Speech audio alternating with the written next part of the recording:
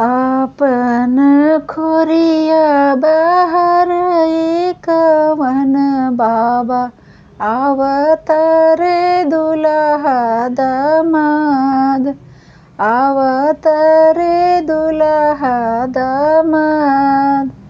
आपन खोरिया बाहर कवन चाचा आवतारे दुल्हा दामाद, आवतारे दुल्हा दामाद।